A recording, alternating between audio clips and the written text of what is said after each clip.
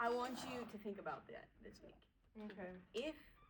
If you did choose the art path, what future vision of yourself would you want to see? And you may find it in somebody else who's already doing what you want to do. Yeah.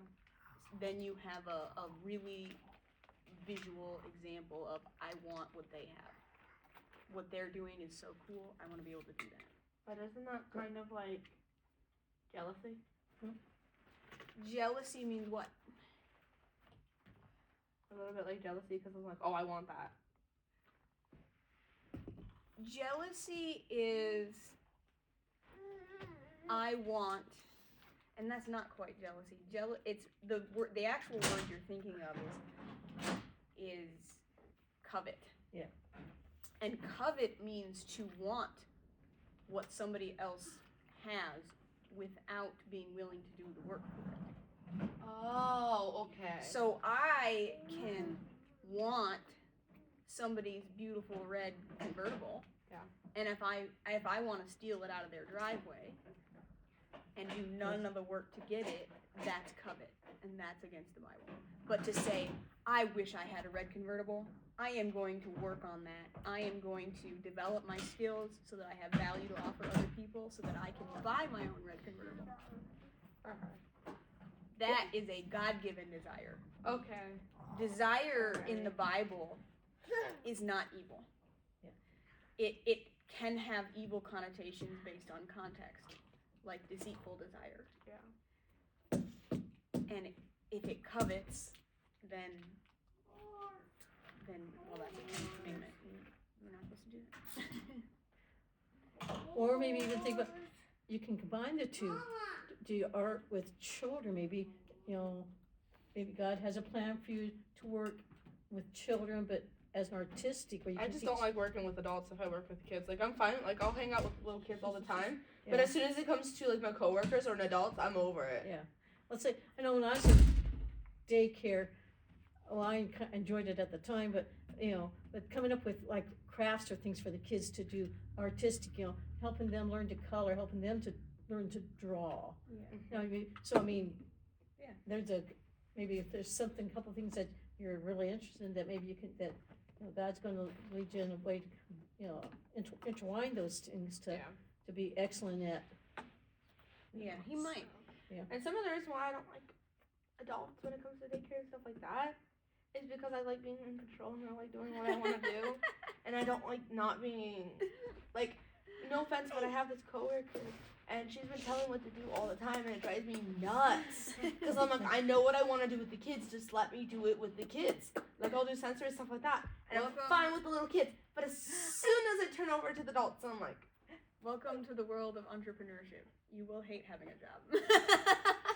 I mean, if it was literally washing kids, I try babysit 101. It's just hard because no one wants a 101 babysitter. Yeah. My sister pointed out that you can pray about it. That doesn't mean he's gonna give you a straight up answer. Yeah. Oh yeah, I know You could that for spend sure. the next 7 years of your life praying about it, and he was just like, just pick something. Yeah. Just pick something. But I think it's perfectly acceptable to go, God, give me a time frame. I'm gonna give you a week. If you want to show me something that I have not even considered, you have a week to do it. Because you're showing God That you're serious. that you're serious. And it's like how Jesus died on the cross for sinners before they accepted him. Yeah. He showed that he was serious before we ever gave an inclination that we were serious. Yep. That's the principle. We need to show we're serious. Before he shows us he's serious. Yeah. Show you're serious, then he'll give you an answer. Yeah, I promise I'm listening to you. He's just being you're very. He's good. He's being Ezra. Yeah. He's being Ezra. Okay. So then we're gonna reiterate the whole plan. I'm gonna draw it on my whiteboard because I have one now. Okay. So we all have these present pain points that I need to be healthy, right? Mhm. Present pain points, and they're in like little circles down here. Present pain, and that's like the mirror. The mirror. I don't like how I look in the mirror. That's I've got diabetes. That's I lack self-confidence, negative self-confidence, and then you have whatever you've got, whatever it is. Those are present pain points. These are the things. That's why we're in this Bible study. We want to fix those things. How do we do that? That's the question, because obviously they aren't painful enough for me to. If they were painful enough, if they were costly enough, I'd fix them already, right? And it's not working. Okay? So then you have this next level of purpose. And how I have termed it, being exceptional. I can't write this way, apparently. Exceptional. Whatever your hand finds to do it with all your might, right? Mm-hmm. So, if we know what this is, we have a reason for solving these. Oh, sorry, because I know there's another layer. Make sense? Yeah, there is another layer. I'm so glad you remembered. I do listen. I promise. So, above this is please God, serve people. Please God, serve people. So, most of us know we're supposed to be doing this, and we know we want to get rid of these, and have no idea what this is. And so, if this is a tiered system, solving these helps you do this, solving this helps you do this. If this leg doesn't exist because you don't know what it is, how hard do you think it is going to be to do this part?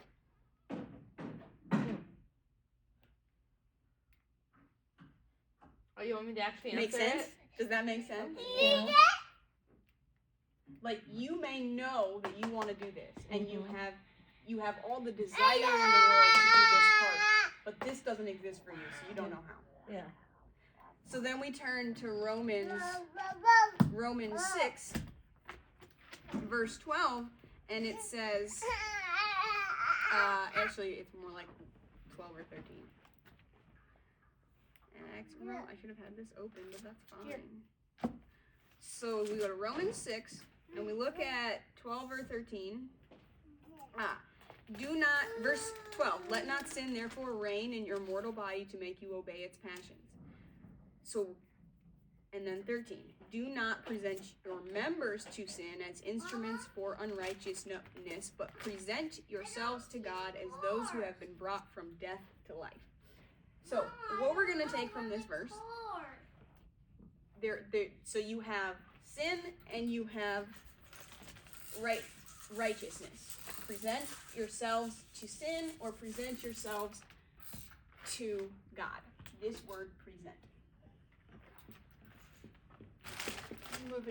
In the Greek, that present in those two different functions are not the same word. So when it says present yourselves, do not present yourselves to sin, it says the word is in the term of habitual. It's a habitual present.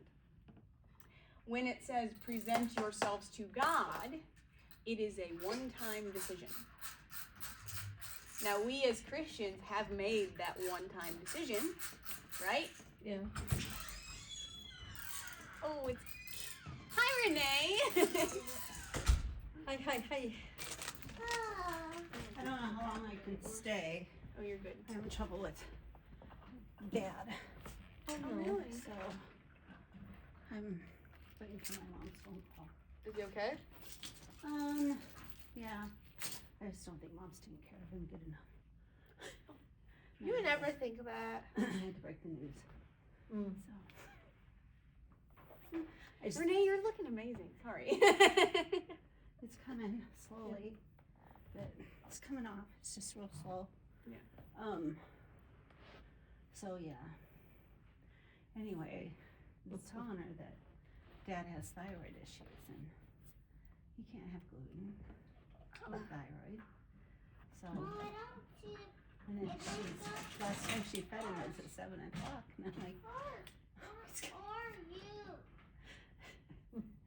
so I went out and got some stuff and made him food. So I might have to become the new cook. Well, good thing you've had some experience. Right? Okay, we are looking at Romans 6, verse 13. It says, do not present your members to sin as instruments for unrighteousness, but present yourselves to God as instruments for righteousness. Romans And- 6 what? Romans 6, verse 13. 13, okay. So in the Greek, those two words for present are not the same word. The present to sin is habit, habitual. When it says present to God, it's a one-time decision. So we as Christians already have made that one-time decision. And he said, and he further makes us a beautiful picture of this by telling us, present yourselves to God as those who have been brought from death to life.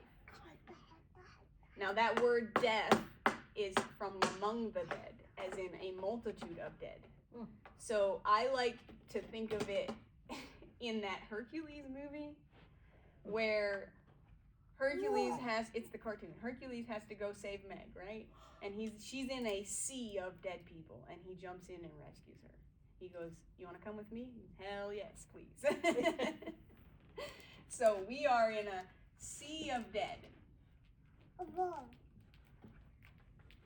And God goes, do you want to come with me? And he goes, yes. Yes, please take me. I cannot save myself. And then he goes, so he says, present yourselves to God as those who have been brought from death to life, like that.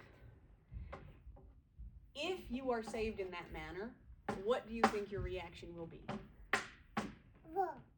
You lay down your life. You go, your life is now mine. My life is now yours because you saved me when I could not save myself. So, if you tell God that, and we have as Christians, and you ask God, okay, God, how do I do that? How do I do that? And he goes, with purpose. And you're like, okay, tell me what my purpose is. If you don't know what this is, what do? You pray for 7 years and you don't, and he never tells you what your purpose is. What happens to that person who is saved from death to life? Goes backwards. Backwards to who he used to be, because that's all he knows. So he's operating, even though he has a new identity, a new goal, he's operating from an old position because he doesn't know what this is. So that's why we are trying to use our purpose to solve our pain points. So, now we have more stuff. There are 3 things that keep us from implementing a purpose that we may know. 3 things. 3 things that keep us from implementing a purpose that we may know. Last week we talked about how we can't even see our purpose. 3 things that keep us from even seeing our purpose. Like with the story of the widow. She doesn't value what she already has. The widow with the oil. She doesn't value what she already has. So the first thing, I'm going to draw this. Was that one of Jesus' parables? It's a story in the Old Testament with Elisha and the widow who, her husband died and the debtor was coming for her sons. And she goes, Elisha, save me. And he says, what the heck do you want me to do about it? He goes, what do you have? And she didn't value what she had, so she said nothing but a small jar of oil. So that very thing that she didn't value was the exact thing he used to rescue her from her situation. She didn't know to value it. There's a whole business. That whole story teaches you how to start a business. That whole thing. It's beautiful. Okay, so up here, if you have an idea what your purpose is, and you are not implementing it, from my conversations with the 7 people I talk to on a weekly basis, here, have some chips. There are 3 things that I have found so far. The first one is the word impossible / what's the word we like to use on our teenagers? Unrealistic. That's a better word. Unrealistic. Unrealistic is up here. If you believe that the dream you have is unrealistic, even though you have it, ain't nobody doing that. Nobody.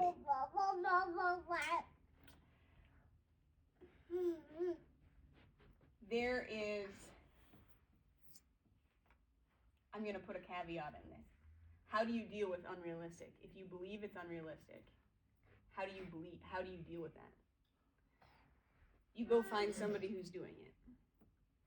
Because we all have a tendency to believe that we're smarter than everybody else. And if that person can do it, then I can too. Like, they're stupid. If they're stupid and they can do it, so can I. Yeah. Okay, so I may have more on that. We'll see. It almost doesn't matter. Okay, so then this next piece is what's out here. The next piece that keeps us from choosing a purpose, from implementing a purpose, even though we know what our purpose is negativity. You can have a sea of negativity surrounding you. How many places can you find negativity? A lot. Well, I don't think you need to go very many places. You don't be in need- your own mind. Yeah, we'll get to that. Yeah, so mine, news, friends, family. We can have some really negative things, and if we surround ourselves with an ocean of negativity, even if we know what our purpose is, everybody is telling us that it's not possible. Yeah. What if you, people are being negative to you, but you don't know how to make it to where you don't feel the negativeness from Because it? you need to know who you are in Christ. Preach. Once you know who you are in Christ, it isn't going to matter what people say about you. You're not going to give two what's about it. So you are a daughter of the King. You are in the royal priesthood. You That's are the next worthy. phrase. And you are enough. So anything beyond that, you know what your grandma would tell you. I'd tell you, give the bird and walk away. You can teach this for me. This part, identity is what she's saying. And I would say, this is my iceberg drawing that's very bad. It's fine. The tip of the iceberg, the ocean, and the bottom of the iceberg. You're good. So, I'm at the women's health thing yeah, sure. at church. The women's health thing at church. That's what I call Where it. they Yeah. talk about healthy eating. So Is it just for women? I didn't think are it you was ready just to for go? women. No, it's not. What tends to happen though is you attract people like you. no, I And didn't so get it's nothing. really I'm gonna hard go for with men you. to go, I'm So like are you her. going now? They don't Or do you have to go home for anything? they don't or- identify across So they call genders it as women. easily. Yes, they call it yes. women. Oh, yeah. You gulped Yeah. that down. Men don't seem to have that So, problem. Give me, Women will go identify. check Men on don't that care about anything. Like I if feel a man like. was leading this, you'd find women. Okay. I feel like men don't really care about a lot of things. Upstairs They in just that Bible study room. let it just affect Right. them. Like Okay. they don't care. They don't care. Yeah. At least with Tanner. That's why I say him. He don't care. Okay, so she brought up the identity Hannah piece. just argue with her. So identity is the iceberg that has the most impact. If you fix your identity, negativity doesn't matter. If you fix your identity, the word impossible and unrealistic doesn't matter. That's right. So if there is only one thing that you can do, and you're like, I don't know what my purpose is, even if I do know, I don't know how to implement it. If there's only one thing, it's right here. Identity. So how do you fix identity? How'd that work for you? It's okay. Did that work good for you? You good? Are you okay? You know, he looks a little bit like this. That would be. Let's get I'm not gonna Frank finish in that there. sentence. Let's go to Becky's side. So how do you fix got it. identity? Good job. Identity is, for one, you can go ask God. The other thing is identity is rooted in fear. Anytime you fear something, that is telling you what you believe about yourself. Well, I think our society is rooted in an identity. Explain. Well, our society has an identity of how you should look, how you should feel, where you should go for help. And a lot of times, none of those things are pointing towards God. Right. So you can turn to drugs, you can turn to food, you can turn to a friend, which is not wrong with turning to a friend if they're giving you good advice. So, so our identity of how we should be or how we should look is rooted in hearing ourselves in different situations. Isaiah, can you not? You're kind of being loud. You're kind Yeah. of being loud. I'm calling you out, sweetheart. Hey, if you can't stop with the hammer, I'll just take it away. You can keep it Well, if you be gentle. Grandma, with what you said about friends or whatever, you just have to be careful with if you do end up telling your friends about stuff to make sure you bring it to God first. Because I think the main reason why the girls left is because I would go to them about everything and not God. So God wanted to say like, well, come to me. So Well, that's, that's why where we took the kind of girls away. replace.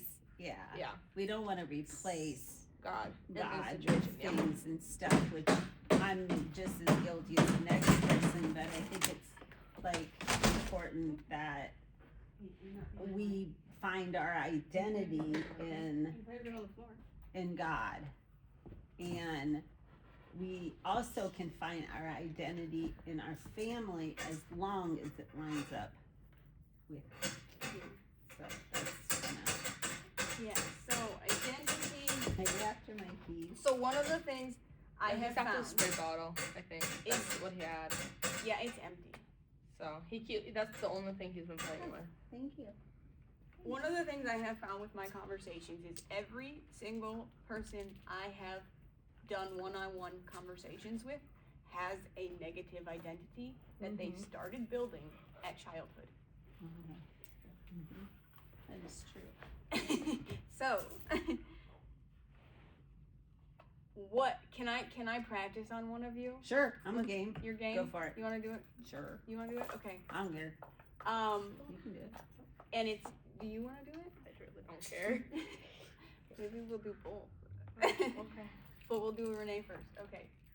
So, what is something Cheryl said. that you believe about yourself that started in childhood?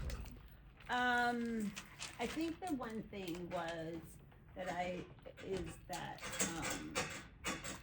sit here? Yeah. That's spray bottle. Um, Just toss that on the floor.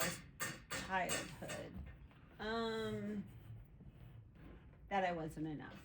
Okay. So that's probably one thing that I had as a kid growing up, because kids were not seen and not heard, and so there wasn't a whole lot of investment in kids when I was a kid, because it was just the way the air was, you know.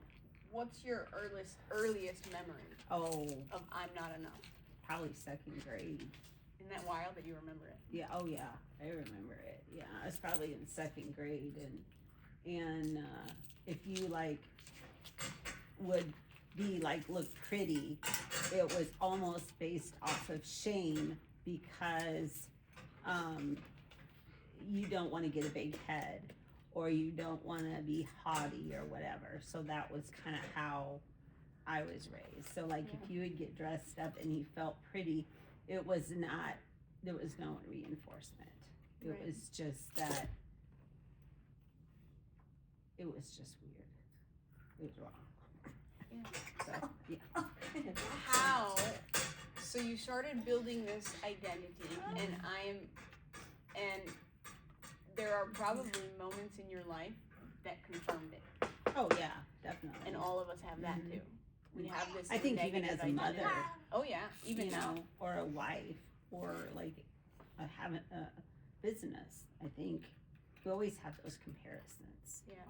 You know? So even now, how does this identity affect you now? It doesn't. Okay, Good. good. I don't get it. Okay, how did you get to that point? What happened? I think how I got it is that, you know, you try to please people or you try to do things, you look this way or you look that way, or if you work this way or work that way, that someday you'll get to that aha moment where you are enough. And in reality, it's just like having a carrot in front of your nose. Okay. And you're chasing after that gold ring or that carrot like a horse would, and you're never going to obtain it. Because according to God, we are enough. Yeah. According to God's word, we are enough. And what we cannot able to do, then God makes that up in us. So I just got to the point to where I just don't care. Yeah. I don't. So, matter of fact, it really hurts me deeply when people don't feel as though they're enough. Because that is such a lonely and sad place to be. Yeah. And it's just, you are more than enough. Because you were It's born like, that way. huh? Because you were born that way. Exactly. Right. We were And born as so- exceptional. Right, we were. And so it's like, it just makes my heart ache when I hear, like my granddaughter will say that, or another grandchild will say, I'm not enough. And I'm just like, it just breaks my heart because you are more than enough. To think that the enemy or the thoughts or whatever it is that has that much control to go A, B, C, and it equals I'm not enough. Yeah. That's just a totally wrong mindset as far as I'm concerned. Yeah. And but I got that way by experience. It is not just saying I'm judging somebody. No, I'm saying that I got that way because I've had to live it. In my experiences, we all do that. Yeah. We all look at the memories we have Mhm. and extrapolate a meaning that Mhm. says something like I'm not enough. And you know, you have to remember too is that women internalize things. So as a girl, young girl, or as a woman or a mom, you internalize so much emotions and so much thoughts where men externalize things. And so they don't like take things to heart like women does. And so I think men are you know, we're just all built a little bit different. Is that why And they're all so- nonchalant? But Is that why they're all nonchalant, not caring? I think that men are just, I think it's the role they play. And that they have to play. Because And I see no that. man, I'm not no expert, but you know, I know that they just deal with things differently. I see the nonchalantness in Cameron. I mean, not in really Cameron, but Tanner a lot of the times. More than anyone else. Like, I feel like he don't care. But you Like- also have to remember that boys mature slower than Yeah. girls do. So. But I feel like Tanner's pretty mature, though, for his age. Oh, Tanner just wants to sit there and argue with his grandma. I think you started most of the times, honestly, though. I think you should shut up. That's what I think. No, I do not. But I could. Okay. So you said one thing, ideal. Like the ideal of yourself is like setting the goal as the horizon, and you drive toward the horizon, and your goal is let me reach the horizon. You'll never get there. So how do you accomplish, like I think about how do you accomplish that goal? Because if you don't have a realistic idea of who you are, then your goals could be wrong. Yeah, Or they can be off. They could be off. So knowing your identity in Christ Yeah. is where you would start, I Yeah. feel. So if we, we're gonna come back to that. I Yeah, got to sorry. finish this thought. What's wrong? So if we ideals are, I want to be 40 pounds lighter than I am right now. Did you want me to go That's an help ideal. So it's an output goal and not an input goal. Yep. Output, you can't change. You have no control over output. I can say I want to make $1 million, and I don't actually control that. All I can control is input goals. What do I do every day? So if I say I do want to lose 40 pounds, but I am going to measure my success by did I do this part, the input goals. I'll be right back. Did I work out like I said I was gonna work out? Did I eat my salad like I said I was gonna eat my salad? Measure your success by that. Well, not only though, what that is also is that did I love myself enough? Yeah. So then you get to this identity piece. How do you fix an identity that is faulty? And it just goes back to the word. I don't think that you can fix an identity that is broken or fixed. I think that you have to take on the identity of Christ. There you go. Sherry said the same thing. I'm using the words wrong.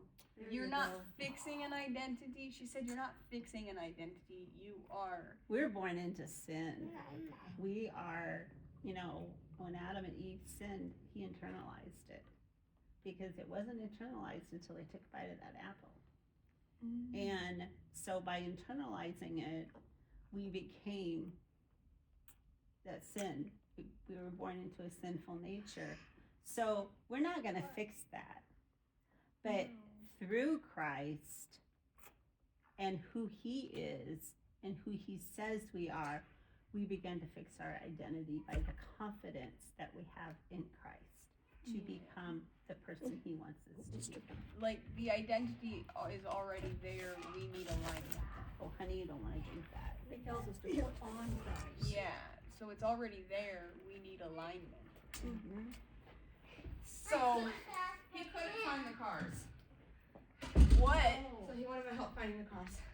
Okay. What is a verse that speaks against the identity, that negative identity? No weapon formed against me shall prosper.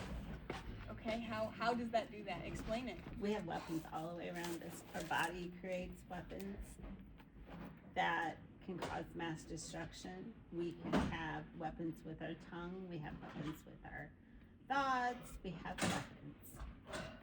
Our body forms weapons, but it does not mean that those weapons are going to succeed. It's just a weapon that the enemy can use to bring you down. Did you use that for this? No, I used it for my disease. Your disease? What do Yeah. you mean?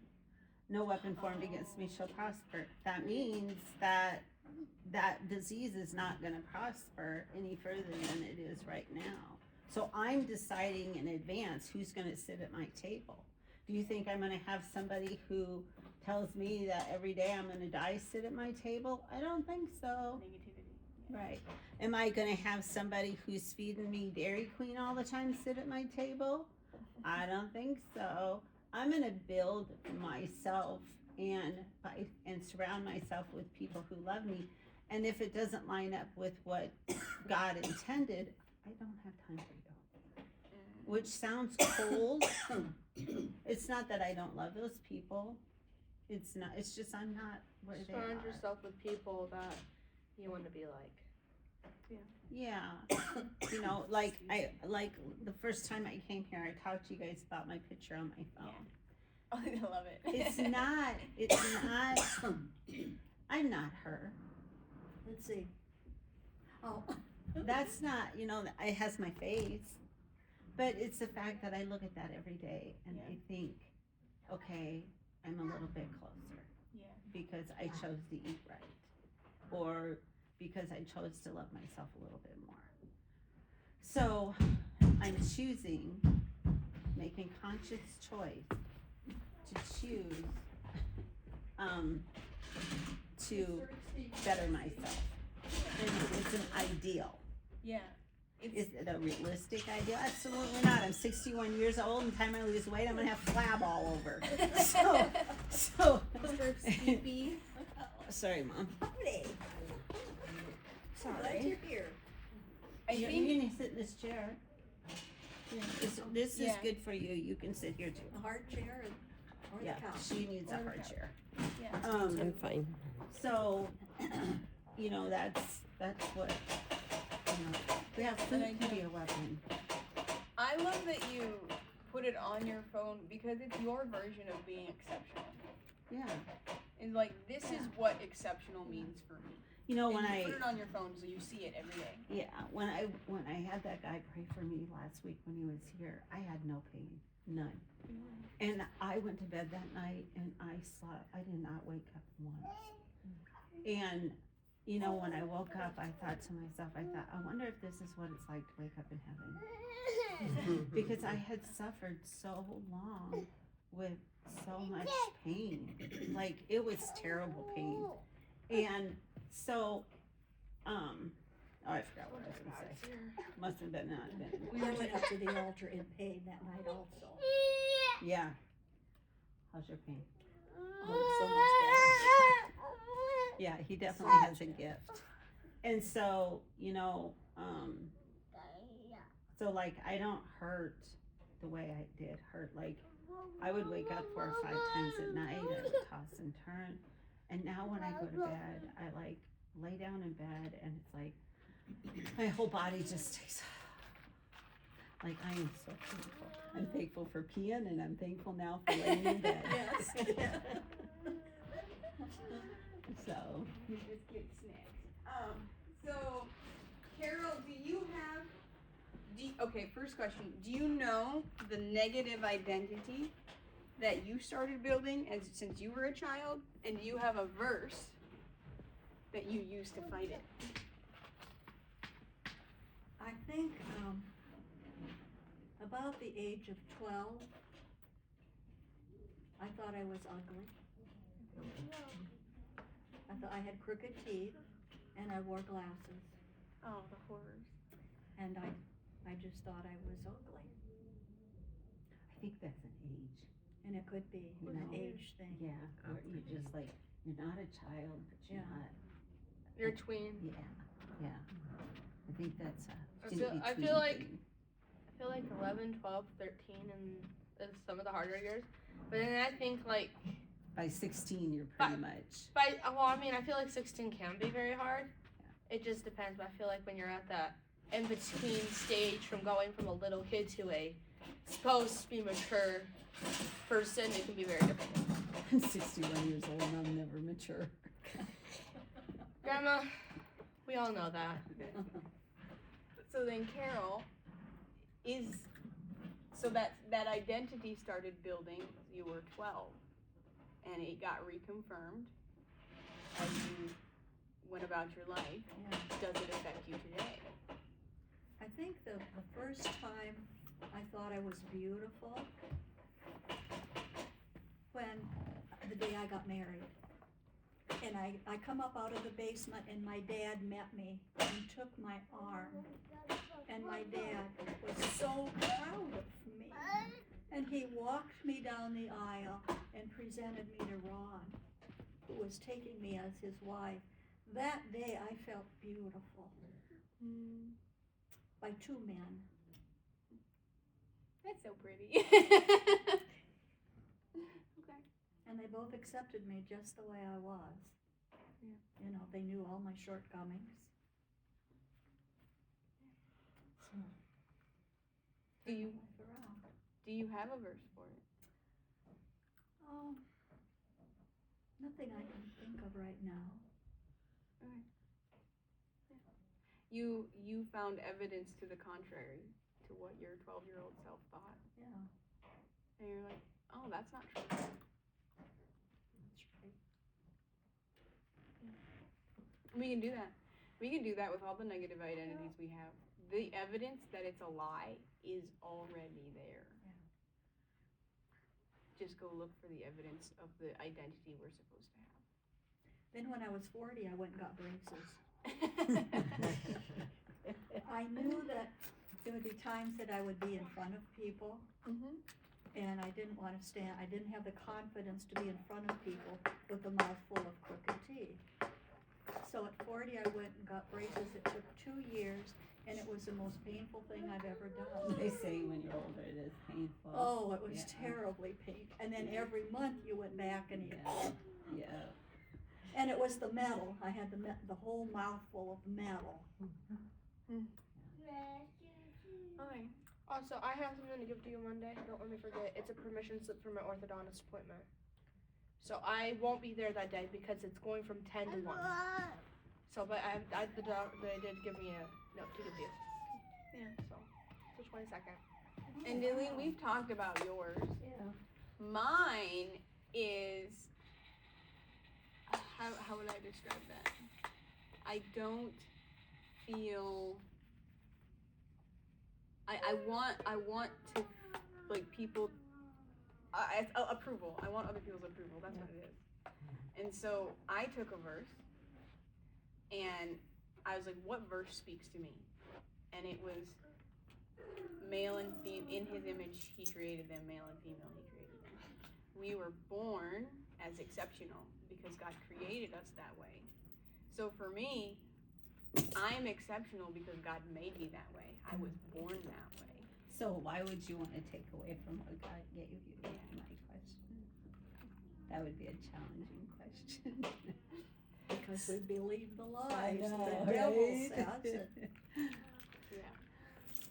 So I would say that verse every time I felt the pain of feeling of like, oh no, I want other people to approve me. It literally took a week. Like I don't have to say the verse anymore. It took a What's week the verse? of I tell myself I am exceptional because I was made that way. I was born Okay. that way. Because based on the Made in verse, the image. I was made in the image of God. Yeah. Does that make sense? Mm-hmm. Do you know yours?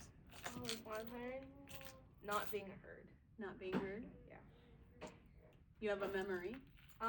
When me and my dad get in fights, or my mom, like, there's several times where, we'll go and, like, I'll say something, and then they just don't care, and then they don't care. You want me to beat him up? No, it's just difficult because then I feel like they don't want to hear me. And then they go through the day and they act like it's fine, but every single time they fight, it's my fault, and then they don't want to hear the reason behind it. Yeah, this is very, very painful for you right now. Well, it's 'cause something like that happened this morning. It's just difficult because it happens every time, and then it's my fault. Because, like, they don't want to hear my side out because it don't matter to them. It's the same way when me and Caleb. It's the same way when me and Caleb fight. They don't want to hear my side. I think they get frustrated, and there's so much emotion into the arguing and fighting. But I'll beat them up for you if you want me to. Grandmas are good for that, I guess. Your grandma is. I mean, yeah. Grandma's sticking up for you. I'll take them out. One. So it would be easy for that to let that thought to let it permeate the rest of your life. Yeah, and I try not to all the time. And just there's times where it gets really hard, and I have to tell myself, no, that's not who I am. Yeah. Like I have to tell myself, like, I'm heard because of God and stuff like that. I have to physically tell myself or else I'm really bad at beating myself up. That's something I'm really good at. I'm heard because of God. I like that. So Yeah, you say it, and you're already doing it. Say it every time you feel that way. or I say I'm loved because of God and stuff like that when I just because like when I'm upset Yeah. So we're talking about health And I have a theory that every fast. lack Oh, I don't want to run right now. And I'm very fast. Show me how fast you are. self-control is a lack of Let's go. identity. I think it's a lack So of investment. fast. Explain. Well, I think sometimes when we get into the lack of what was that? Self-control. When we get it, well, I was thinking something else, but when you get into the lack of self-control, and then you say, oh, it's I a do lack not know what of happened. identity, and I think it's a lack of, what did I say it was? Like a tower. My head hurts. Control. It's like a tower. What did I say? I have no idea. Oh, The I kid don't was either. screaming in my ear. I don't remember either. Must not have been important. Must have been a lie. I need one of those. Well, I think it's, we lack our purpose, and we lack, we have a lack of identity. I think it's a lack of, I think it goes a little bit further than that because, it's a lack of self-love. It's a lack of, commitment to God's word and what he says and believing it. Because you have to believe it. Yeah. Whether it's the truth or a lie, you have to believe it first before it can become rooted. So it's like, if I believe that I am a royal priesthood, and I believe it, I'm telling you, when I have bad days, I just straighten my crown and I keep walking. And so it's like, I have to believe that I am a royal priesthood. But because of who I am in Christ, and because of my acceptance of salvation, that puts me in the position, and I'm his daughter. Yeah. So I have my identity. What happens when you have bad days? Like, so you're you're supposed to eat well, and there are days when you have bad days. Mm-hmm. Do you believe your identity? I try not to allow it to go longer than that day. That's a fair point, yeah. Because then if it goes longer than that day, then it can become a habit or a belief system. That's not what I want. Usually I text you if I have a bad day. Or if I've done something to cheat, it usually has to do with like the emotional level. Like I'm emotionally upset, so I go and do this when I shouldn't do it. So I just try to pick myself up and go on and do better the next day. It's not like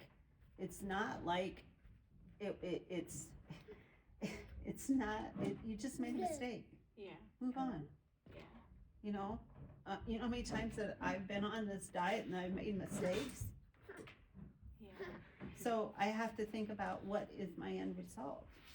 Am I willing to just give my end result up over a thought or a Snicker bar or a Dairy Queen? No, I'm not. I'm still in the game and I'm still wanting to have progression no matter however that might look. So I just have a moment of, you're so stupid. Go on. But you said a royal priesthood. Mhm. But just before that, it says you are a chosen generation, a royal priesthood. Mhm. You're chosen. Mhm. Yeah. Just like I chose Hunter when I adopted him. Yeah. So He might make you lose your. He might make you lose. She's You're- not stupid. He might Very make you smart lose gal. your living stuff, but you still love him. what? I said he might make you lose your living stuff, but you still love him. I think it's interesting. Abraham, well, he was Abram. God gave him a new name. And I think immediately after that, he went into Egypt and told Sarah to call him his sister. God, why does everybody you in the read Bible? some of them stories? I think God put that in there on purpose. Why does everybody in the They're Bible human. call each other sons and daughters? Like literally, why? Because I was reading a story yesterday about Samuel. I was like, for Samuel something, and Elijah was calling Samuel's son, and then with Ruth, the whatever's face was calling her daughter. I'm like, why does everybody call everybody daughters and sons if they're not blood related? They do it all the time. Because I've been reading my Bible at nighttime. It was a family. Ruth and the guy Boaz, I think there was The a one cousin. she married. He was calling her daughter all the time. Right, Stuff but like that. he was a kinmanship. I know. I'm just talking because like even like with Samuel, Elijah wasn't really his father. He was just a what's it called? Maybe that's Mentor? what they did back in the No. Old Testament. So the people that are in the like church, basically that are leaders. What are they called again? It starts with a P. Starts with a P. No. Oh, not Pharisees. I don't think it um, starts with the word B. yeah. I can't remember, but it was him and his sons, and then Elijah kept on Priest. calling. Is that what you're saying? Yeah, priest? priest. It does start with B. Okay. And then Elijah kept on calling Samuel's son, and I'm like, I thought this was just like he was helping out. I didn't think he was your actual son or whatever, because he was I having. think sometimes that's how they also greeted him. You're I my know it's sister, just my brother in weird. It's Christ. just weird. Yeah. Could be just a cultural. Because I know, thing. doesn't some of Paul's letters start out, my brothers and sisters in Christ? I haven't got that far. It's in the New Testament. I've been having to read my Bible at nighttime because there's no other time. I can't fall asleep unless reading it. So what if this is my theory and I'm testing it out on people. What if those moments when you don't feel like you can say your identity over yourself, like I don't have the willpower or the strength because I'm tired and stressed. What if saying it anyway out loud is all that matters? I shouldn't say all that matters is a weird way. What would happen if you just said it out loud anyway? Your words carry power. Yeah. Just like God's word. Yeah. In the Sometimes beginning, He just spoke the word. We continue to speak the word over Whoa. ourselves. That's a God honors His, helicopter. you're speaking His word. Yeah. Come If out you speak His word over this. yourself, He will honor that. And I find that you say it enough, your feelings will line up with the truth. Yeah. Isaiah, what's Well, the it color? comes out of the mouth, goes to the ears. Yeah. What color is And that? then you're speaking it out. But you know, sometimes Good too, job. you have the power to shut Good that job. off. It's red. You don't have to listen to bad stuff in your head. Right. I mean, there's days that I come home from the daycare and I'm just overwhelmed from stuff. And you know, I just say to myself, you know what, today I'm gonna give myself grace. I'm gonna give myself a break and I'm not gonna listen to those voices in my head that are replaying the day. I have to set that aside, and then I feel like I have to hide.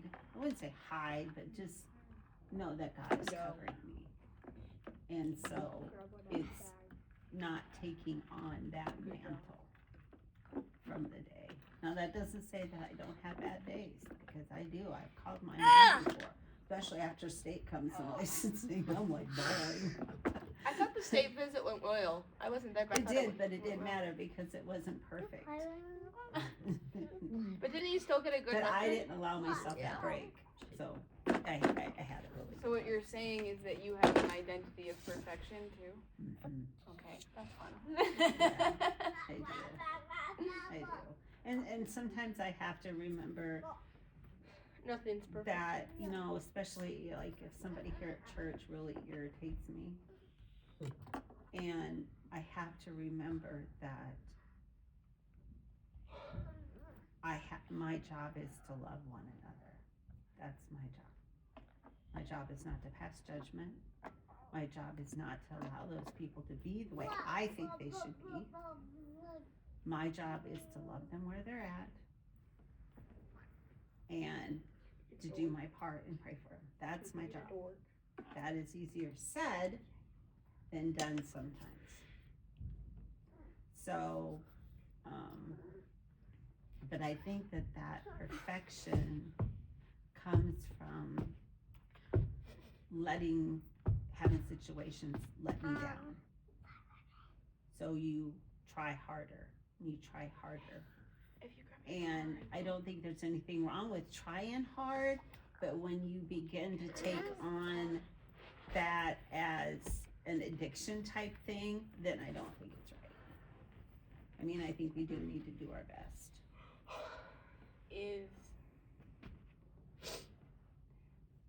I'm gonna throw something out there, you can tell me if it's true or not.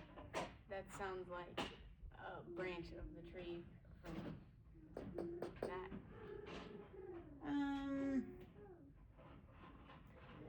I don't think it is, because there comes a time where, like, if there comes a time where you do your best, Yeah.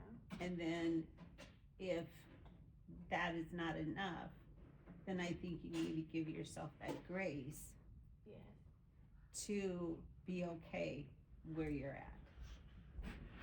That whether I get there on my own or I get there because of how God gets me there, He will get me there. He will get me where I need to be. So, I think Yeah, Romans 8 talks more about it. He goes, there's now therefore no condemnation. Mhm. That's a good scripture. Like, Now there's no condemnation of those that's in the Lord. when we know what we're supposed to be doing and don't have much ability to carry it out, he's like, there's grace for that. But I think also too that some of that comes with responsibility. Like, I have a lot of responsibility to take care. I have a lot of responsibility that I have to meet up to those responsibilities. And that's governed by honesty. It's governed by doing what's right. And so I, like, morally inside, I am constantly processing, is this right? Is this wrong? Is this, like, something I should be doing? So, and I am not always going to be perfect, and that's where I step back and just say, it's okay. Might have won it for a second, but he didn't win the full battle. And so it's just, no, I'm not perfect. So in the Bible, it lists a bunch of fruits of the spirits: love, joy, peace, gentleness, goodness, and self-control. What is the nature of a fruit? What the car? To They're tempt us. seeds. I was gonna say the seed from a plant from. Well, think further back. Can a walnut tree produce apples? So if you're a walnut tree trying to produce apples, will you ever produce an apple? Never. So You'll feel the good. nature of fruit is that you have to be the right tree. And what does an apple tree do to produce apples? Just be an apple tree. If you're a walnut tree going, let me do the things an apple tree does. Let me soak in the sun and send my roots down. And you're like, why am I getting these ugly little things instead of a beautiful apple? It has nothing to do with the fruit. It has to do with identity. So he lists self-control as a fruit.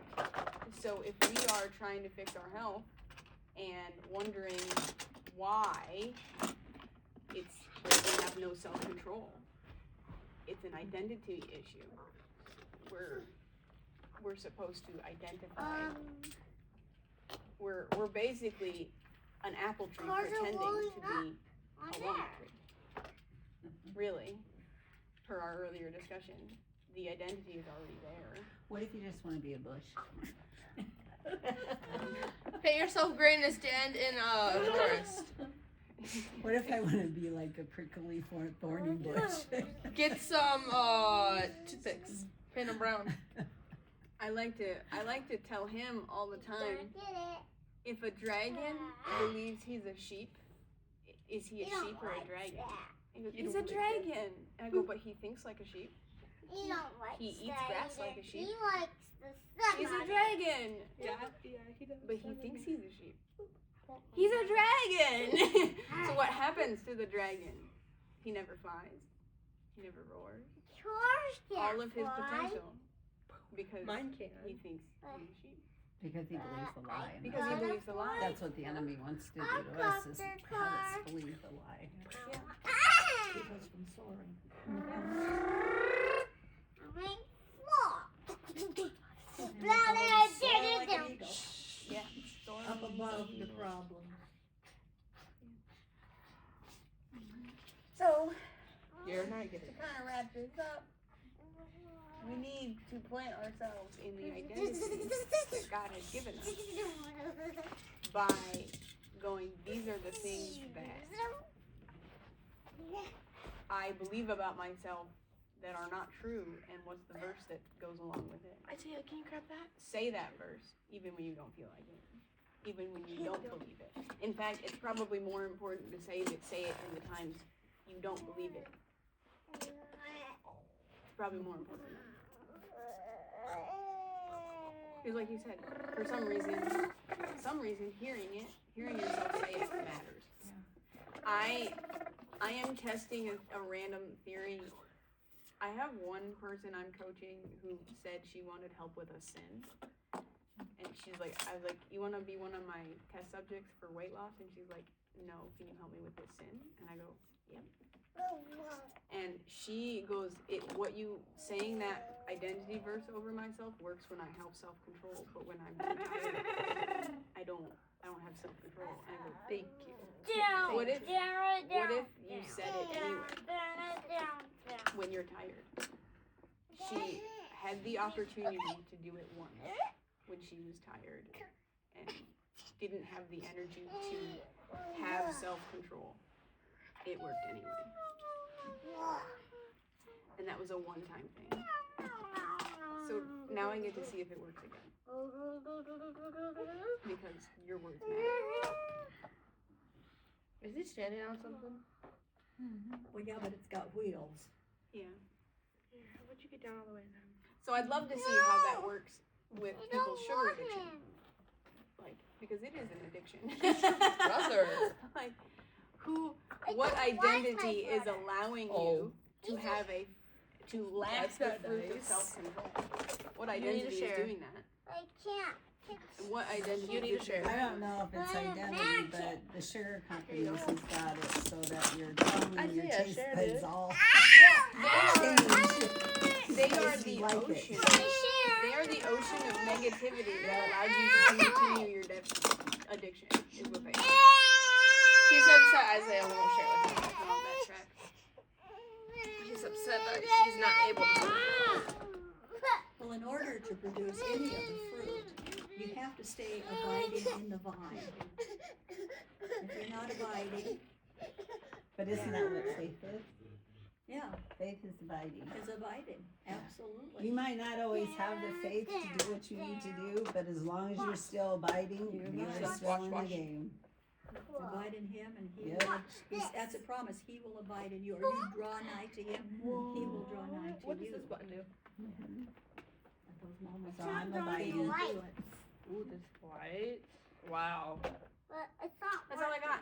I don't really even have homework for y'all. Okay. You have homework for me, don't I you? do. I need you to find your. I need- Here's something. So we talked. You know this iceberg picture I drew? Yes. So the other theory I have about identity is that if you can figure out exactly who God says you are, that your purpose, He'll show you your purpose. That don't make sense. Okay. I can I tell don't you know what what your it's for. purpose is. Okay. Your purpose is to be a child of God. Yeah, but that helps so much.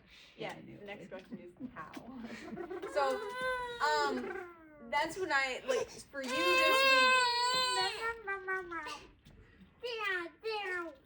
Identity is important, but the next question becomes how.